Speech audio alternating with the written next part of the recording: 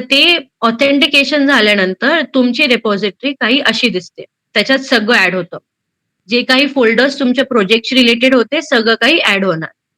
म्हणजे तुमची आता रिपॉझिटरी रेडी आहे क्लोन होण्यासाठी. आता नेक्स्ट स्टेप तुम्ही जे करणार आहे ते कमिंग टू AWS. तुम्ही AWS वरती येणार. तिथे तुम्ही सर्च करणार सर्च बारमध्ये EC2. जसंच तुम्ही EC2 सर्च केलं, जो तुम्हाला पहिला ऑप्शन दिसतो त्याच्यावरती जाऊन क्लिक करणार. आता इथे क्लिक केल्यानंतर तुम्हाला नवीन इन्स्टन्स क्रिएट करायचा आहे. त्याच्यासाठी असतं हे orange button, launch instance. Launch instance वरती क्लिक करा. एक ब्लॅक बॉक्स येतो, डायलॉग बॉक्स, त्याच्यावरती क्लिक करा आणि ते तुम्हाला समरी देईल की कसं घ्यायचं आहे. इथे इन्स्टन्सला एक काहीतरी नाव द्या जे तुमच्या लक्षात राहील, तुमच्या प्रोजेक्टशी रिलेटेड. सेकंड स्टेप मध्ये येणार तुम्ही.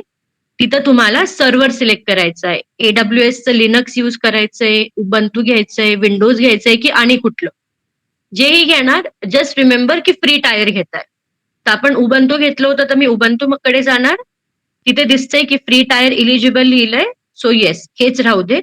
आपण जाणार थर्ड स्टेप कडे, इन्स्टन्स सिलेक्शन. ह्याच्यामध्येही खूप सारे व्हरायटीज अवेलेबल आहेत, स्टार्टिंग फ्रॉम व्हेरी बेसिक्स, अगदी छोट्यापासून अगदी मोठ्यापर्यंत. आपल्याला तेवढ्याची गरज नाहीये. आपण फ्री टायर वाला घेणार, जे आहे T2.micro. तेवढं घेतलं. फोर्थ स्टेप वरती येणार की पेअर लॉग इन. आता इथं की पेअरला प्रत्येक इन्स्टन्सचं एक स्वतःचं की पेअर असतं. तर तुम्ही त्या की पेअर वरती क्लिक करणार, क्रिएट न्यू की पेअर. त्या की पेअरला एक काहीतरी नाव द्या आणि जस्ट से क्रिएट की पेअर. एक फाईल डाउनलोड होती विथ द एक्सटेन्शन .pem. तर ही जी .pem वाली एक्सटेन्शन फाईल आहे, तुमच्या डाउनलोड्स मधून तुम्ही ती कॉपी करणार आणि तुमच्या प्रोजेक्ट फोल्डरमध्ये येऊन सेव्ह करणार. प्रोजेक्टमध्ये आपण एक नवीन फोल्डर बनवतो की नावाचा आणि त्या की नावाच्या फोल्डरमध्ये आपण ती फाईल सेव्ह करतो. तुम्ही जी की पेअर जनरेट केलं आहे ते इथे सेव्ह करणार. झालं तुमची fourth step complete, that is generating की पेअर. जाऊया फिफ्थ स्टेपकडे. पुढे गेल्यानंतर असतं नेटवर्क सेटिंग्स. हे नेटवर्क सेटिंग्स जे काही बाय डिफॉल्ट आहे ते तुम्ही राहू द्या. तुम्हाला काही चेंजेस करायची गरज नाही. So settings is as it is. त्याच्यानंतर येतं तुमचं स्टोरेज. फ्री टायरमध्ये 30 GB पर्यंत फ्री स्टोरेज अवेलेबल आहे. पण आपल्याला तेवढ्याची गरज नाहीये. राईट नाव आपला प्रोजेक्ट खूप छोटा आहे म्हणून आपण 8 GB यूज केलं तरी चालेल. जर तुम्हाला पूर्ण 30चं हवंय तर तुम्ही इथं जाऊन 1 × 30 असं पूर्ण, म्हणजे इन शॉर्ट 30 GB पूर्ण यूज करू शकतात. जेवढं तुम्हाला हवंय तेवढं तुम्ही घेऊ शकता. ठीक आहे. हे सगळं तुम्ही सिलेक्ट केलं. इकडे येऊन तुम्ही एकदा पाहणार की तुम्ही एक इन्स्टन्स क्रिएट केला. सर्व्हर तुम्ही उबंतू घेतलं, इन्स्टन्स T2.micro, सिक्युरिटी ग्रुप जशी आहे तशी आणि जे थोडं स्टोरेज सिलेक्ट केला तेवढा स्टोरेज. हे सगळं करेक्ट आहे हे पाहिल्यानंतर just click on launch instance. जसंच तुम्ही लॉन्च इन्स्टन्स मध्ये क्लिक करणार, तुमचं इन्स्टन्स पेज ओपन होईल, जिथं तुम्हाला तुमचे इन्स्टन्सेस दाखवतील. आता आपला प्रोजेक्ट रनिंग स्टेजमध्ये राहिला असता कारण आपण तो जस्ट क्लिक केलाय. तर तुम्हाला जाऊन फक्त तो इन्स्टन्स सिलेक्ट करायचा आहे आणि कनेक्ट ऑप्शन वरती क्लिक करायचं. कनेक्ट वरती क्लिक केल्यावरती 4 स्टेप्स असतात. एक आहे तुम्ही तुमचं टर्मिनल ओपन करणार. दुसरं, तुम्ही तुमची फाईल कुठे सेव्ह केली की पेअर त्या फाईलचं लोकेशन देणार आणि जे काही एक्झाम्पल क्रिएट होतं ते एक्झाम्पल कॉपी पेस्ट करणार.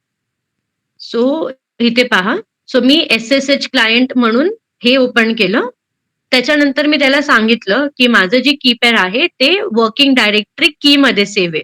म्हणजे डेस्कटॉप वरती न्यू प्रोजेक्ट वरती अजून एक फोल्डर आहे की नावाचं, त्याच्यावरती स्विच करा. So to switching that I said CD की म्हणजे करंट डायरेक्टरी की. जसंच ते झालं आणि त्याला एक फाईल मिळाली project.pem, म्हणजे मी लोकेशन दिलं.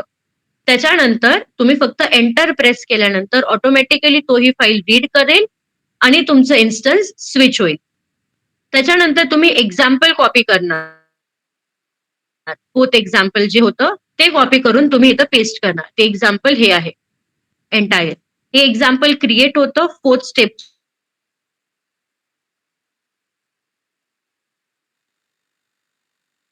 आणि इथं पेस्ट करायचं.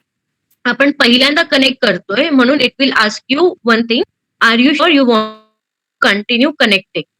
तो येस वी आर शुअर म्हणून आपण तिथे येस पंच करणार, YES.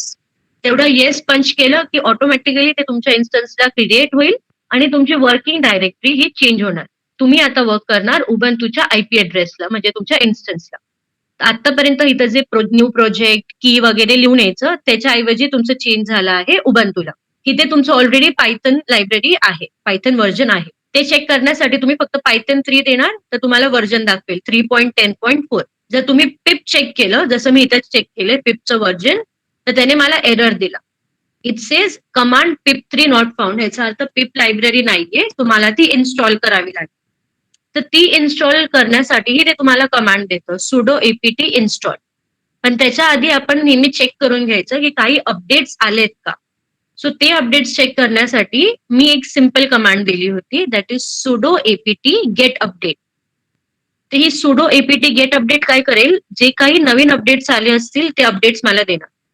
ते आल्यानंतर आपण कमांड रन करणार, that is sudo apt install python, install पिप, सॉरी, इन्स्टॉल पिप, आणि तुम्ही त्याला क्लिक करा. जसंच क्लिक होईल, व्हॉट विल हॅपन, पिप विल स्टार्ट इन्स्टॉलिंग. एक सेकंड मला दाखवते पिप कुठे इन्स्टॉल झालंय आणि आपण कुठे केलंय त्याला.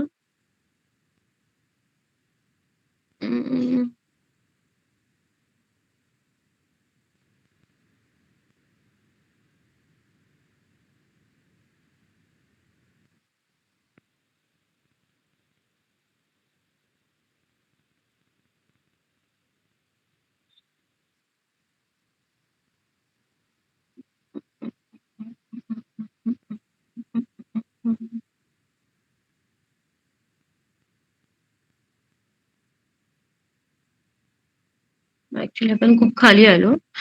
ठीक आहे, जसंच तुम्ही त्याच्यावरती क्लिक करणार पिप वरती तर तुमचं पिप इन्स्टॉल होईल. पिप इन्स्टॉल झाल्यानंतर तुमचं हे येणार. मग त्याच्यानंतर you can just check the pip version ह्या कमांडने, pip3 -वर्जन. ह्याच्याने तुम्हाला कळेल की पिप इन्स्टॉल झालं आहे आणि व्हर्जन जे इन्स्टॉल झाले ते दॅट इज 22.0.2. तर तुम्ही पायथन मध्ये कोड लिहिलाय म्हणून पायथन लायब्ररी प्रेझेंट आहे. तुम्हाला पिप लागणारे सगळ्या डॉक्युमेंटरीज इन्स्टॉल करायला म्हणून तुम्ही पिप घेतलं. आणि थर्ड तुम्ही गिट वरून क्लोन करणार, त्याच्यासाठी तुम्हाला गिट पण लागेल. तर आपण उबंतू सर्व्हर सिलेक्ट केल्यामुळे गिट ऑलरेडी बाय डिफॉल्ट प्रेझेंट आहे. तर जेव्हा तुम्ही गिट व्हर्जन चेक करणार, गिट -version, already it is present. ते व्हर्जन आहे 2.34.1. सो तुम्हाला जे काही लागणार होतं सगळं प्रेझेंट आहे. पायथन आहे, पिप आहे, गिट आहे. आता तुम्ही फक्त तुमची रेपॉझिटरी क्लोन करणार. त्याच्यासाठी कमांड आहे गिट क्लोन. तुमच्या रेपॉझिटरीवरती तुम्ही येणार.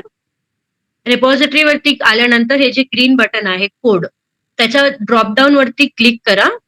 जी लिंक क्रिएट झाली HTTPS वाली लिंक, तिला कॉपी करा. कॉपी केल्यानंतर return back to the terminal आणि गिट क्लोनच्या पुढे फक्त तेवढं पेस्ट करणार हे एंटायर. म्हणजे तुम्ही कुठली रिपॉझिटरी क्लोन करायची आहे त्याचा ऍड्रेस दिला. जसंच तुम्ही ते ऑथेंटिकेशन दिलं, तुम्हाला आता फक्त त्याचं रेपॉझिटरीचं नाव मेन्शन करायचंय. सो ते नाव तुम्ही मेन्शन करणार विथ द नेम मार प्रोजेक्ट. आपल्या प्रोजेक्टचं नाव ते होतं MAR अँड प्रोजेक्ट. सो ते मी इथे दिलंय. If you can see current directory March project. तुम्ही त्या रिपॉझिटरीवरती तुमच्या सर्व्हरला शिफ्ट करणार की इथे सगळ्या फाईल्स ठेवल्या आहेत, तिथे जाऊन तू चेक कर.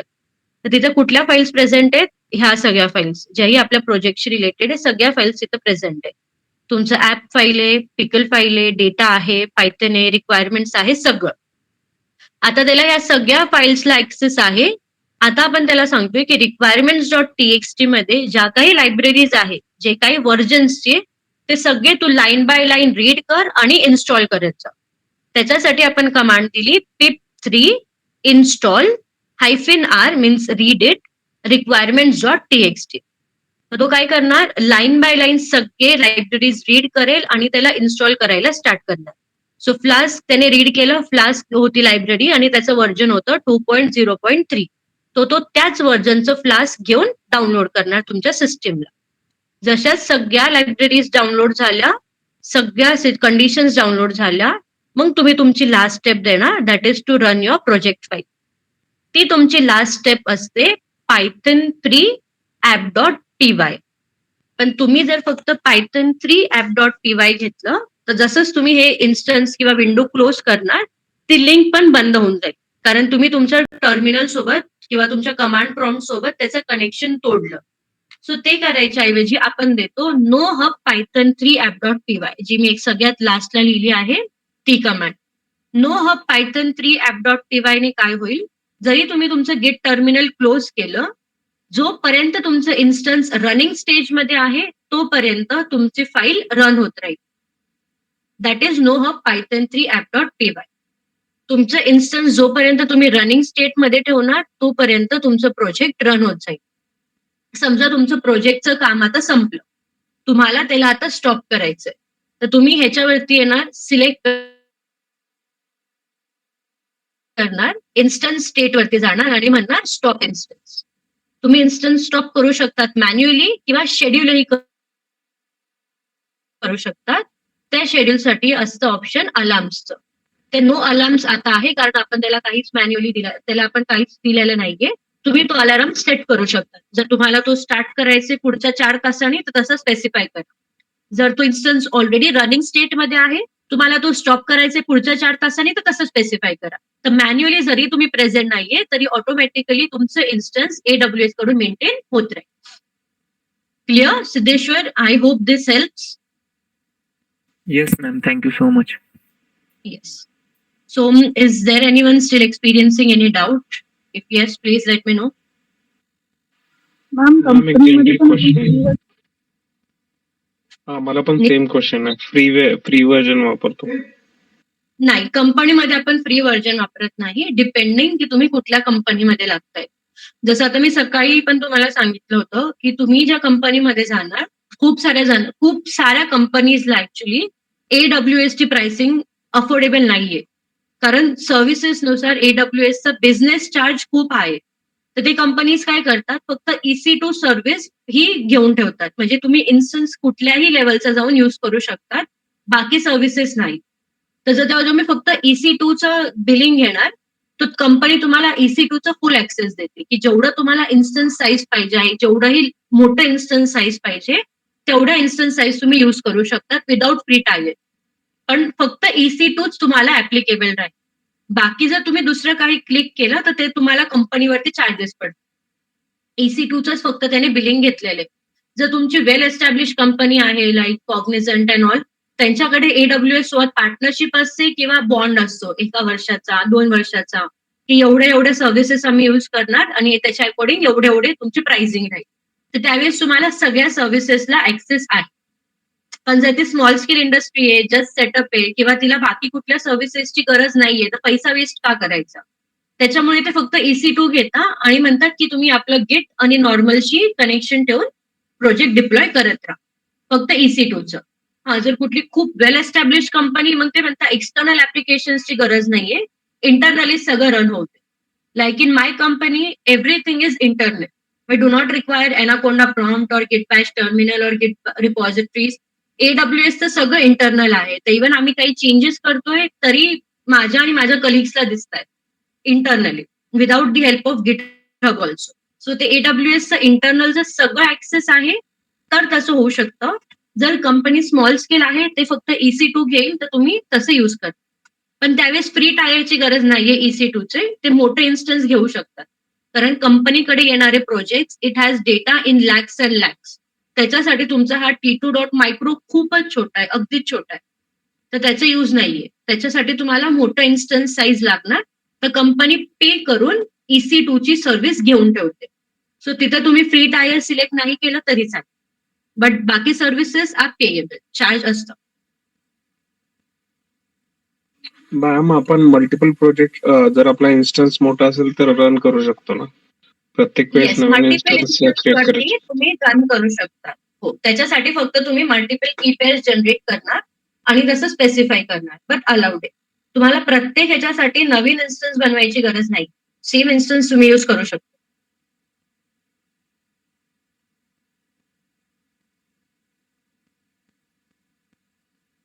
Yes class, any more questions do we have? Yes ma'am. Ma'am, हे किती म्हणजे युजरचा लोड घेऊ शकतं हे फ्रीवालं सर्व्हर? फ्रीवाला सर्व्हर आता किती युजर्सचं ते ऍक्च्युली डिपेंड करते की तुमचं प्रोजेक्ट इटसेल्फ किती मोठा आहे. जर तो खूप कॉम्प्लेक्स आहे, म्हणजे तुम्ही खूप सारे फंक्शन्स ऑलरेडी डिफाईन केले आणि तुमचा डेटा खूप फिरून जातोय, जर तुमच्या मॉडेलची कॉम्प्लेक्सिटी जास्त आहे, तर ते प्रोसेसिंग टाइम जास्ती घेतं. त्याच्यामुळे ट्रॅफिक खूप कमी हँडल करणार. जर तुमचा प्रोजेक्ट एकदम सिंपल आहे, तर म्हणजे युजर्स जास्ती असू शकतात. सो असं मला ऍव्हरेज आकडा नाही सांगता येणार, पण बऱ्यापैकी सपोर्ट होतात. कारण हे तुम्ही free tyre obviously for student use किंवा शिकण्यासाठी यूज करतायत ना. सो जरी त्यांनी 5-10 घेतलं, still it is more than okay. कंपनीमध्ये त्याने कितीही घेऊ द्या, ते तुमच्यावरती येणार नाही. त्याच्या अकॉर्डिंग इन्स्टन्स साईज वाढत आणि कमी होत राहील. तर ते कंपनीचं ऑलरेडी बॉन्डिंग आहे, त्याच्यानुसार ते चार्ज करणार. पण जोपर्यंत तुम्ही फ्री यूज करताय, तुम्ही तुमच्या पर्सनल स्टडीसाठी करताय, so I think it should be okay. Okay, okay ma'am. Yes. So that's it guys. Yes, interview मध्ये जर का आपल्याला जर क्वेश्चन विचारलं तर तुम्ही AWS वापरलं तर त्यावेळेस काय आन्सर द्यायचं म्हणजे की कंपनी आपण फ्री टायर वापरलं का काय वापरलं असं? नाही, ते तुम्हाला हे कधीच विचारत नाही की तुम्ही फ्री टायर वापरलं का. हा म्हणजे कुठलीच कंपनी लिटरली क्वेश्चन नाही विचारत. कारण प्रत्येकाला माहितीये की फ्री टायर वरती प्रोजेक्ट डिप्लॉय होऊच शकत नाही. अशी कितीही जरी स्मॉल स्केल इंडस्ट्री असली तरी त्याच्याकडे मिनिमम 10-50 लाखाचा तरी डेटा असेल ना. तेवढा तुमचा फ्री इन्स्टन्स सपोर्ट नाही करणार. सो त्यांना माहितीये फक्त EC2 का असे ना, पण EC2 घ्यावंच लागेल. तर तेवढं पेड सर्व्हिस राहणार. त्याच्यामुळे फर्स्ट कसा क्वेश्चन राहत नाही की have you use free services, आणि जर विचारलास you are going to say no. We had good dealing with partnership as per the company's policy, so we were able to access services. ते कुठे cross check करताय की तुम्ही काय केलंय.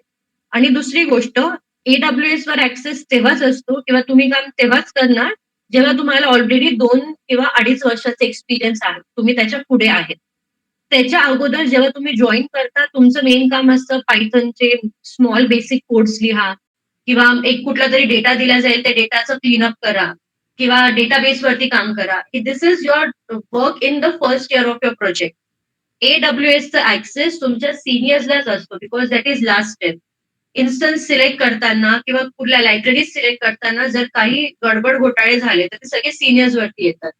त्याच्यामुळे तिथं टेक्निकली एक्सपिरियन्स पर्सन्सच लागतात. So if it is just 2 years of experience, no one will ask you have you deployed project on AWS.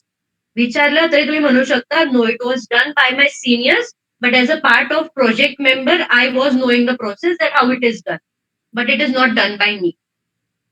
असं तुमचं आन्सर असलं पाहिजे. Okay. Suppose about 3 years experience is आपण काय बोलू शकतो, like what type of questions we expect from these?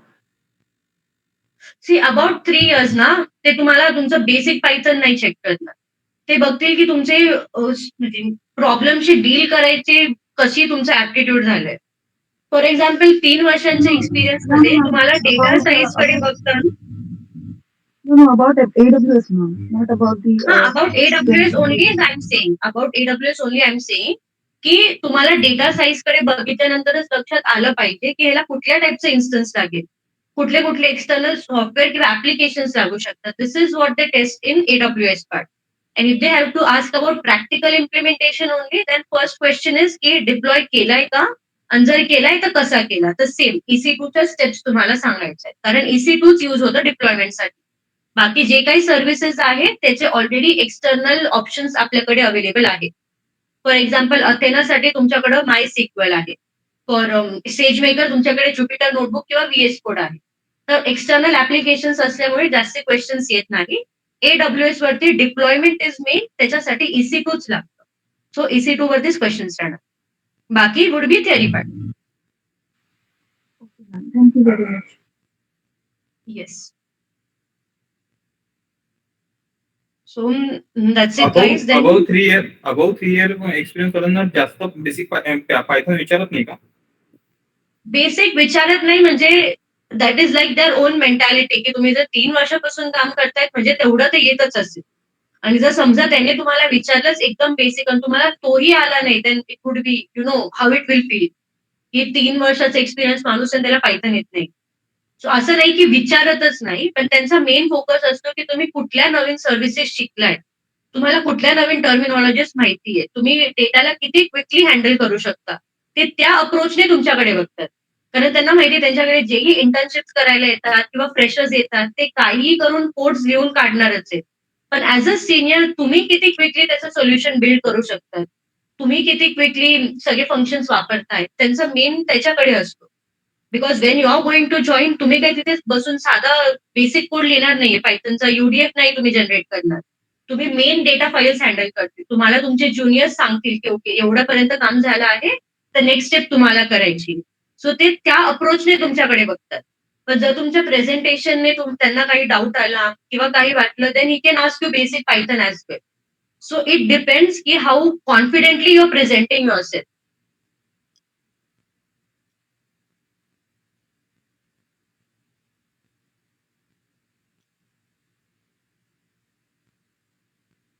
Yes, class. Anything else?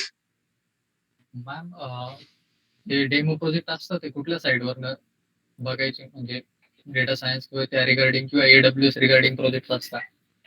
ते okay, practice त्याचे लिंक्स आणि डिस्क्रिप्शन्स आहेत माझ्याकडे, मी तेही शेअर करते. Yes, तर त्याच्यावरती खूप सारे मल्टिपल प्रोजेक्ट्स आहेत वेगवेगळ्या डोमेन मध्ये बिल्ड केलेले. एकदा ते पाहून रेफर करा, बघा की तिथे डेटा क्लिनिंग डेटा हँडलिंग कशी होते. ठीक आहे. yes ma'am. Anything else?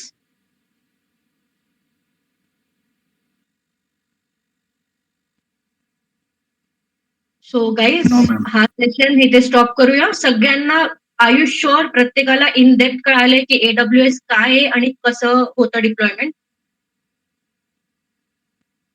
Yes ma'am. Yes. Ma'am. Thank you guys इतक्या पेशंटली ऐकल्याबद्दल and all the best. Hoping to your good news from all of you very soon.